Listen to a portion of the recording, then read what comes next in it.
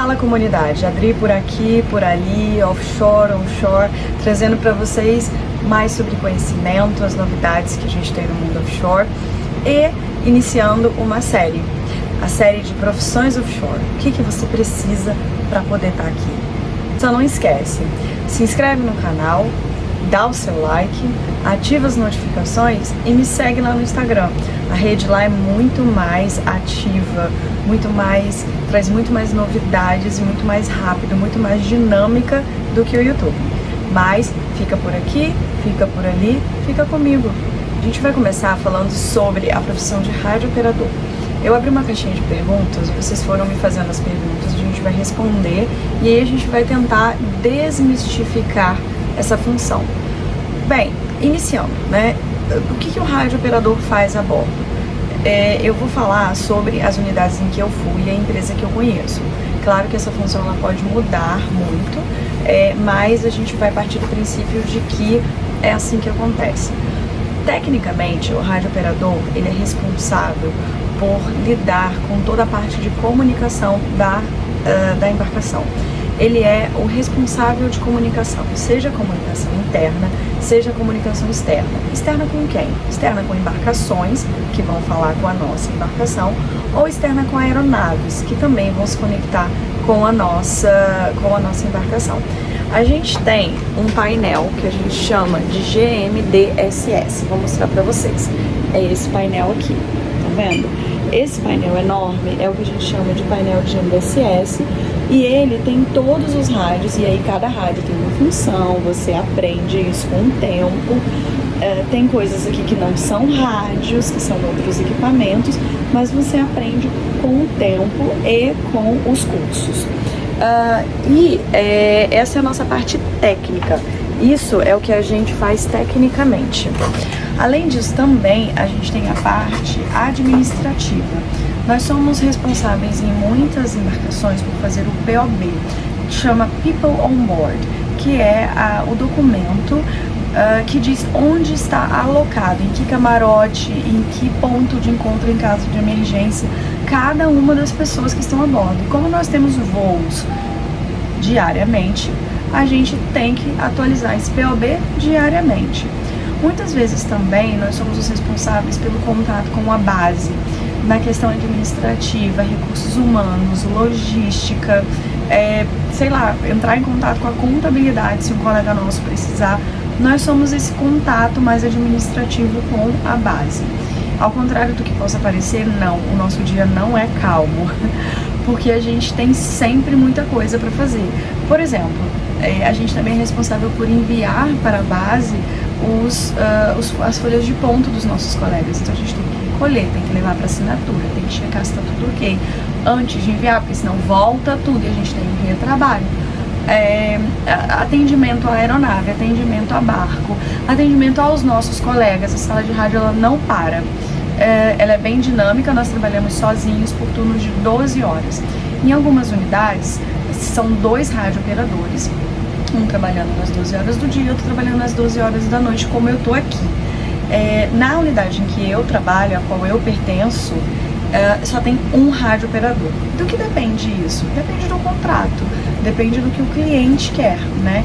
Então, lá na minha unidade só tem um radiooperador, ele fica só no turno do dia, faz hora extra caso necessário. E passamos pela função de radiooperador e basicamente o que ela faz, lembrando que isso pode mudar de embarcação para embarcação, de empresa para empresa. Agora eu vou ler as perguntas que fizeram nas caixinhas e eu vou responder, ok?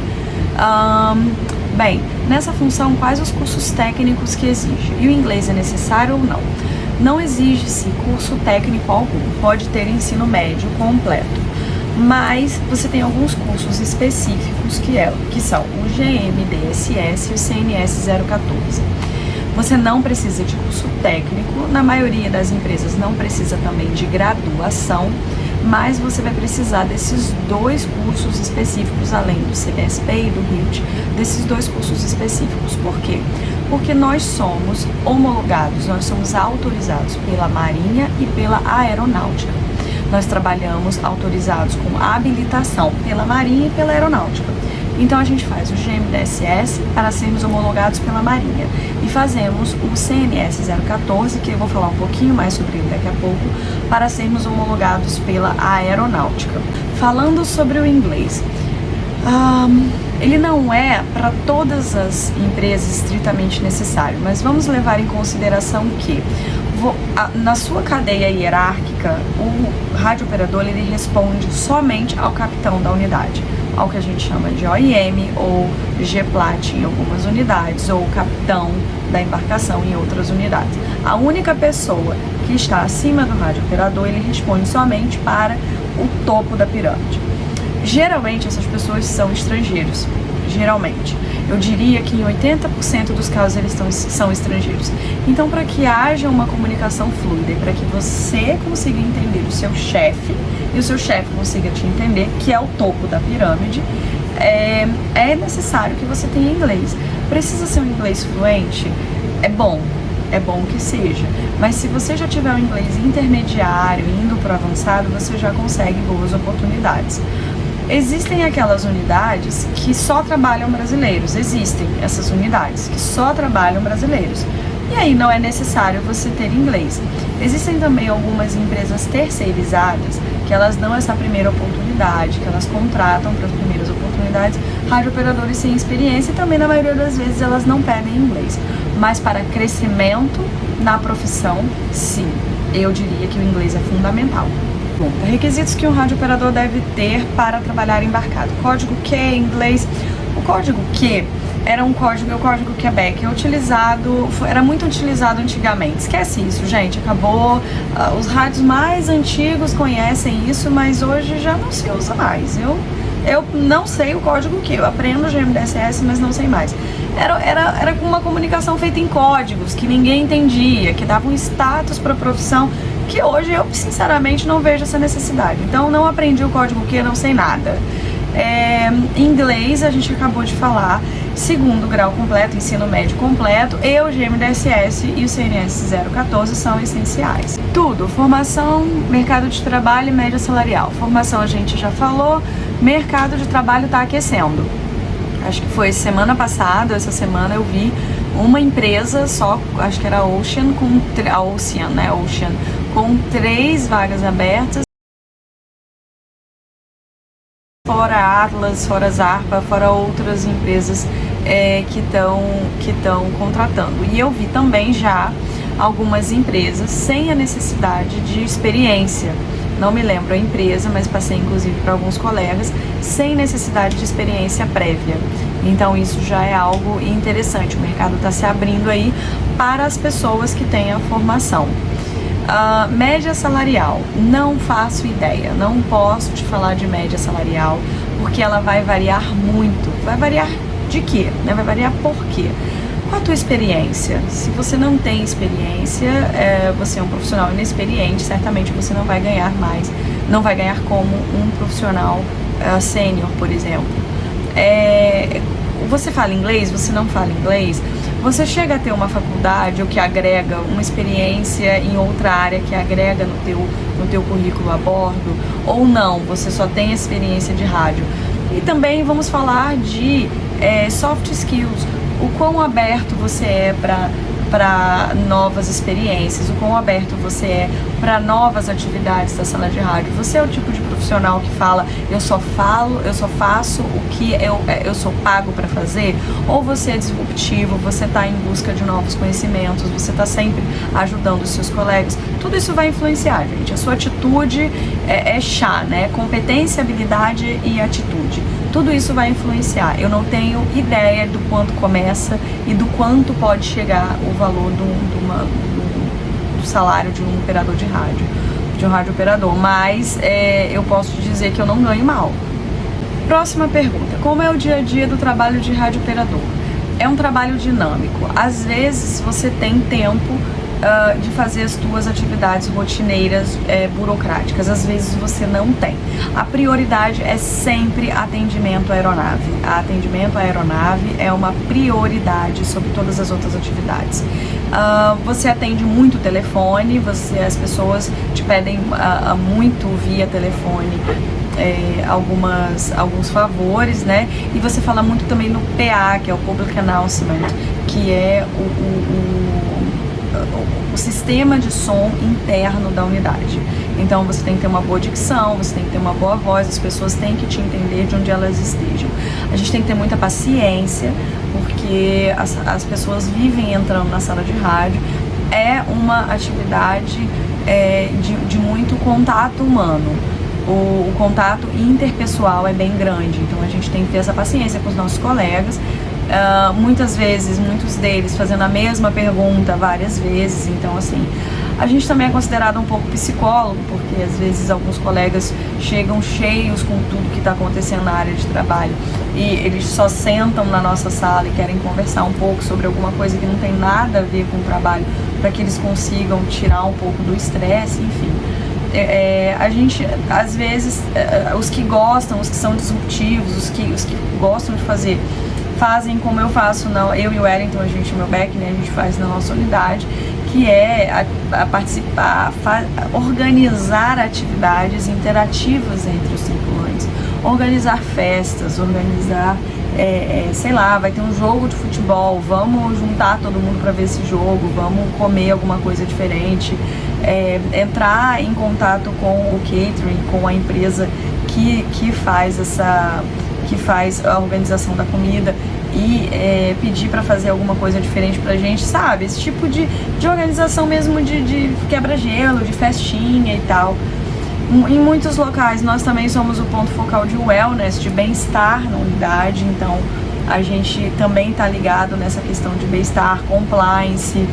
O dia a dia é bem agitado, porque a gente não se prende a um escopo. A gente tem um escopo técnico, que é atendimento à aeronave, atendimento a barco, preenchimento das nossas planilhas, o trabalho técnico e burocrático ligado ao técnico. Mas todo o resto da unidade acaba dependendo da gente para outras coisas. E esse é esse dinamismo que é legal, sabe? Esse dinamismo é que é interessante. Bem, quais os cursos que precisam ter? A gente falou, GMDSS e CNS 014. Uma pessoa perguntou aqui, só comunica as fainas que terá na unidade ou tem outras coisas? Só comunica as fainas que terá na unidade ou tem outras coisas? Eu acho que a pessoa quis dizer o seguinte, que dependendo das atividades que estão acontecendo lá fora, no campo, lá na planta, a gente tem que comunicar para outras pessoas, porque há atividades que estão acontecendo ao mesmo tempo, simultâneas. E dependendo das atividades, elas não podem se encontrar. Então, por exemplo, vai começar um trabalho a quente no tanque, a gente tem que fazer anúncio no Public Announcement, no PA, dizendo, olha gente, vai começar trabalho a quente no tanque tal, porque as outras pessoas que sabem que suas atividades não podem estar próximas ao trabalho a quente precisam saber disso. Então tem outras coisas, tem todo o resto, tudo que eu já falei aqui, a parte administrativa, a parte técnica, contato com base, responder ao capitão da unidade, ao OIM, tem todo o resto.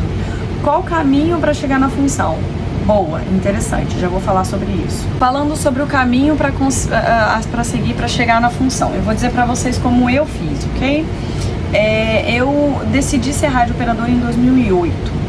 Eu não fazia ideia de como eu ia chegar lá. Eu ouvi falar da função, alguém virou pra mim e falou assim, olha, você tem um inglês fluente, você ganharia muito dinheiro nessa função.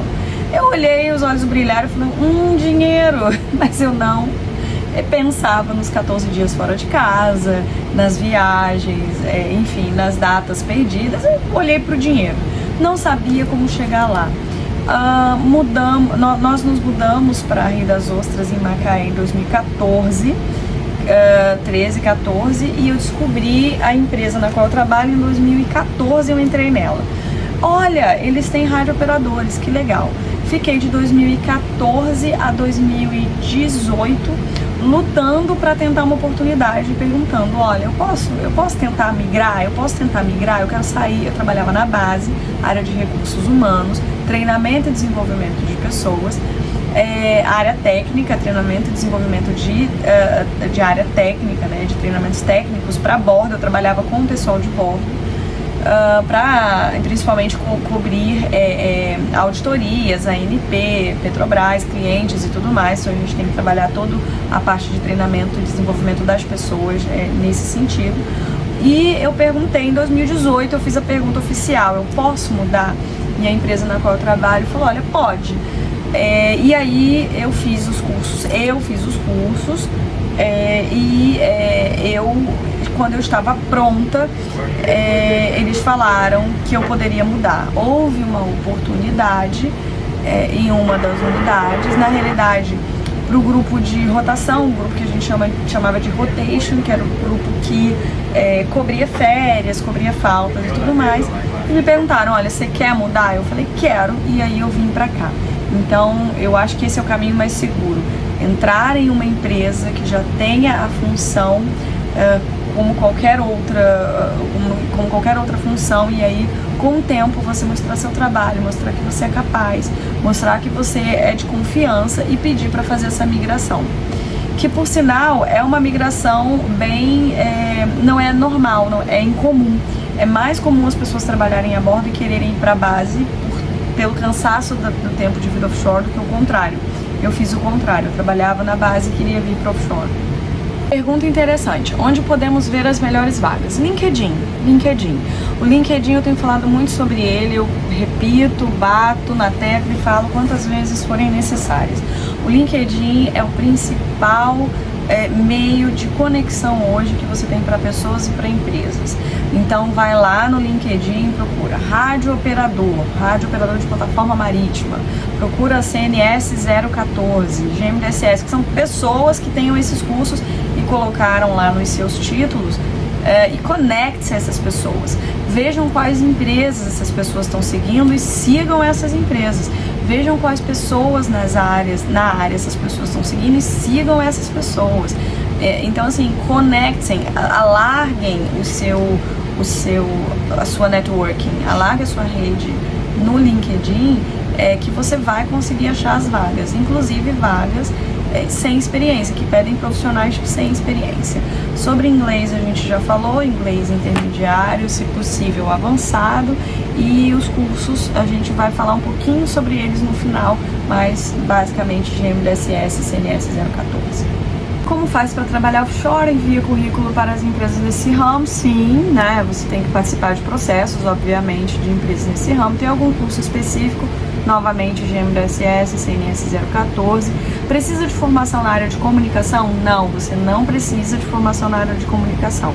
Há um tempo atrás, o rádio operador, ele era o oficial de comunicação da unidade. Inclusive, era um curso feito pela Marinha. Você só conseguia ser rádio operador oficial de comunicação se fizesse curso pela Marinha. Hoje não mais. Precisa de inglês fluente, é bom, né? A gente falou. Sobre salário a gente não vai falar porque a variação é muito grande, não faço ideia de onde começa nem de onde pode terminar. Cursos que são exigidos a gente já falou, dia a dia também a gente já falou. Vamos falar sobre o CNS 014, eu acho que é isso que falta. Vamos falar sobre o CNS 014 agora, muito importante. Bem, o CNS 014 é um curso aplicado pela Aeronáutica do Brasil, em São José dos Campos, na base da aeronáutica, e você aprende todos os requisitos básicos necessários e se especializa em comunicação com aeronaves. Basicamente, você vira um controlador de voo, porque a estação PTAM, que a gente chama, que é a estação de transmissão aeronáutica marítima, de categoria M, que é a marítima, é uma estação de controle de voo. Então, basicamente, você se transforma em um controlador de voo também. Qual é a questão do CNS 014? O GMDSS, que é um curso que a gente faz para falar com os barcos, com as embarcações, eu posso ir numa empresa de cursos, né, específicos offshore, pagar e fazer por ela. Vamos imaginar aí que hoje esteja em torno de R$2.000, R$1.500, R$2.000 o curso de GMDSS. Caro, né? Beleza. Faço o curso e estou apto, homologado pela Marinha, a me comunicar com embarcações. Mas a maioria das unidades hoje, se não todas, tem LDEC e ele precisa que o radiooperador também faça operação com a aeronave. Então a gente vai lá e faz o curso de CNS 014, mas tem uma coisinha aí. O curso de CNS 014 não é tão fácil de fazer quanto o curso de GMDSS. E aí vem essa pergunta. É possível fazer o CNS 14 sem vínculo empregatício? Não, não é. Qual é a questão do CNS 014? A aeronáutica, ela somente aceita inscrições, registro no curso de pessoas que já trabalhem numa empresa offshore. Então você não pode simplesmente chegar lá, pagar pelo curso e fazer. Não é assim. Você tem que ver a data de inscrição no curso da aeronáutica. Sua empresa tem que fazer uma carta de indicação para você, mandar carta reconhecida, firma, tudo direitinho assinada pelo gerente de RH ou pela pessoa responsável com firma reconhecida e tudo mais. E aí você pega essa carta junto com os dados do teu vínculo empregatício. Você tem que mandar tua carteira de trabalho, dizendo que você trabalha naquela empresa com mais ASO, se eu não me engano, seu atestado de saúde ocupacional, outros documentos, e enviar para a aeronáutica para eles autorizarem o seu registro nesse treinamento.